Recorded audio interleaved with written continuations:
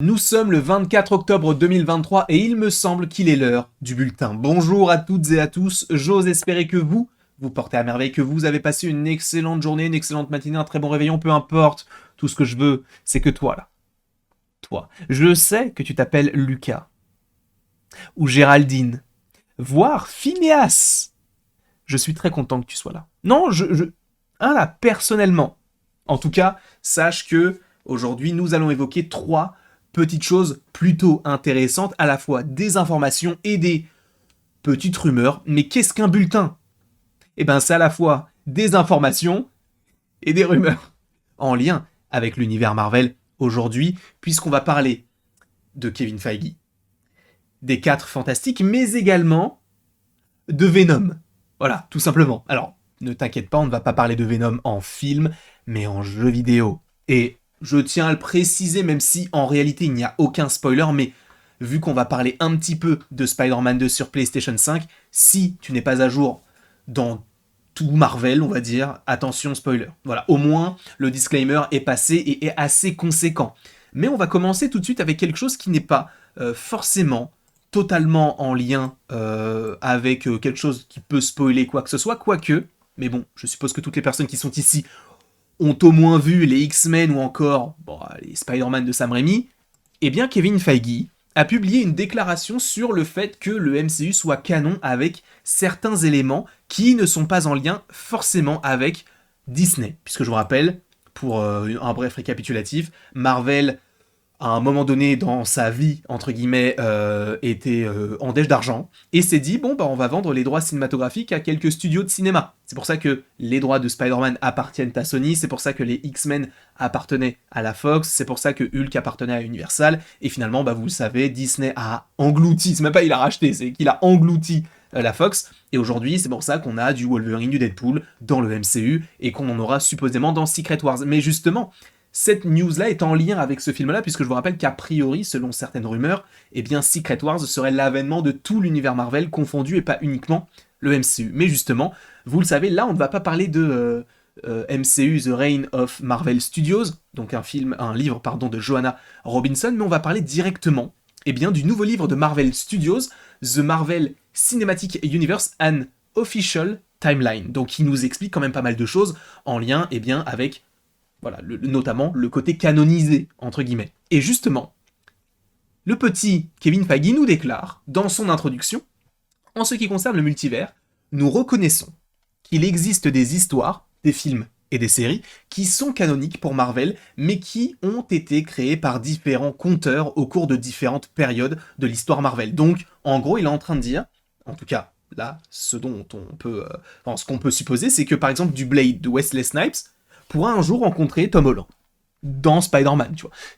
Tout est possible parce que justement là on est en train de te dire, même si tel studio a fait tel personnage et telle histoire sur tel personnage, maintenant on peut s'octroyer une petite parenthèse où tu peux avoir plein de personnages qui ne pouvaient pas à l'époque se rencontrer, et bien maintenant ils peuvent le faire parce qu'en fait le seul qui est entre guillemets le Gaulois parmi l'Empire romain, c'est l'univers de Sony, qui ne veut pas lâcher les droits de Spider-Man, d'où le fait qu'il fasse des projets qu'on n'attend pas spécialement, mais le fait est qu'ils sont là.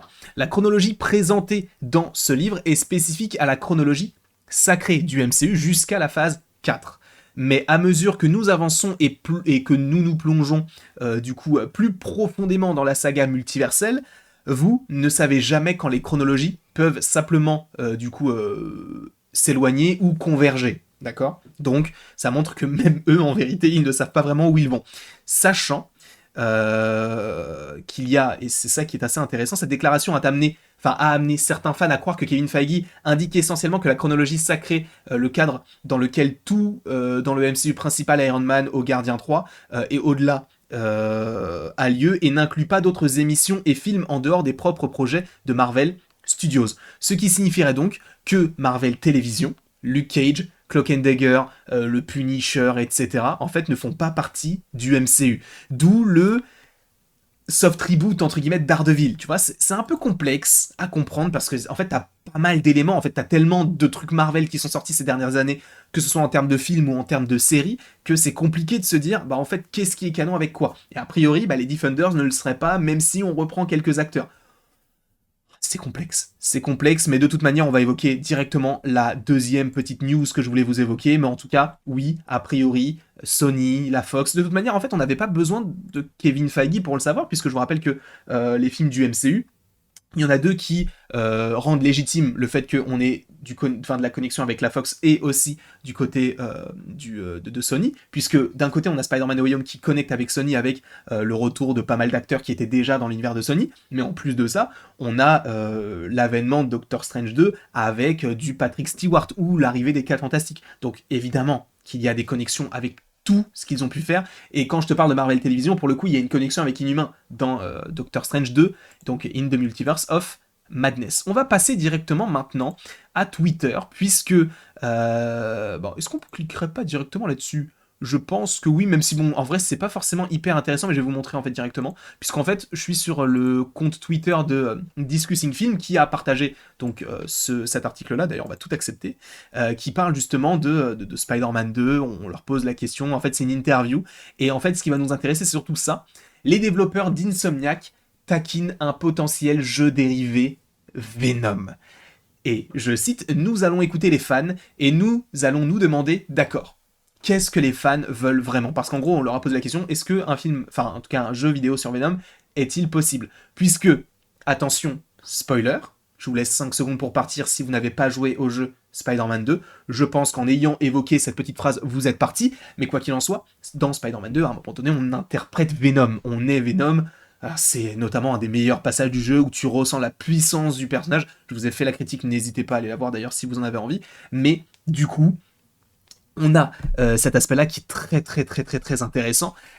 Et bon, on peut supposer que Venom, à proprement parler, on ne le reverra pas, puisque le Venom qu'on avait, c'était Harry Osborn, et finalement, il ne l'est plus. On suppose qu'il deviendra possiblement le Bouffon Vert par la suite, mais ça, on en a parlé, ou on va en parler d'ailleurs aujourd'hui ou demain, je ne sais plus. Mais, donc, on a déjà cette petite question de... Ah, on va se poser la question.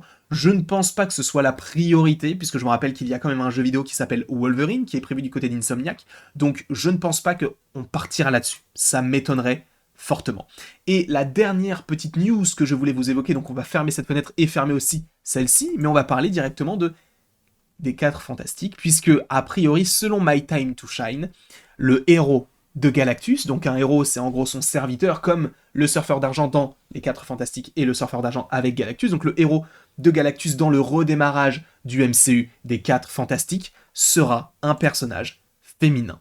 Sachant, je vous le rappelle, que My Time to Shine avait déjà évoqué la chose en disant que le héros de Galactus qui sera présent dans le film serait Terrax. Alors Terrax, pour le coup, c'est un personnage masculin. Ce n'est pas forcément un personnage qu'on peut s'imaginer être peut-être interprété par un personnage, enfin en tout cas une actrice ou peu importe. Le fait est que, eh bien, on partirait là-dessus. Et est-ce que ça dérange ? Non. Bien sûr que non. Je vous rappelle déjà que ça a déjà été le cas plein de fois, et en plus de ça, c'est le cas bientôt avec The Marvels, puisque je vous rappelle que Dar-Benn, donc l'antagoniste principal du film The Marvels, est interprété par Zoé Ashton, par ailleurs qui est mariée avec Loki, enfin du coup Tom Hiddleston, ou en tout cas ils attendent un bébé, je crois qu'ils ont eu un bébé, et donc elle est jouée, enfin ce personnage-là de Dar-Benn est joué par Zoé Ashton, sauf que dans les comics c'est un homme. Donc moi ça ne me pose aucun problème. Tant, encore une fois, moi le seul truc que je veux, c'est que le film soit bon. Peu importe qui tu mets en acteur, je veux que le film soit bon. C'est tout. Bref, quoi qu'il en soit, je vous remercie grandement d'avoir regardé cette vidéo. N'hésitez surtout pas à aimer la vidéo, à la partager, à la commenter, à vous abonner. N'hésitez pas d'ailleurs dans les commentaires à me dire si vous aimez ce petit format de bulletin. Bon, il n'y a que le nom qui change parce que ce sont les news qu'on partageait, voilà, avec le petit écran partagé en 3 comme le logo de Mercedes. Mais dites-moi si vous aimez ce genre de petit contenu. Quoi qu'il en soit, encore une fois, je vous remercie grandement et il ne me reste plus qu'à vous dire à la prochaine pour la prochaine. Et bien sûr, sache que tu peux aimer, partager, commenter et t'abonner si ce n'est pas déjà le cas, mais tu n'es absolument pas obligé de le faire.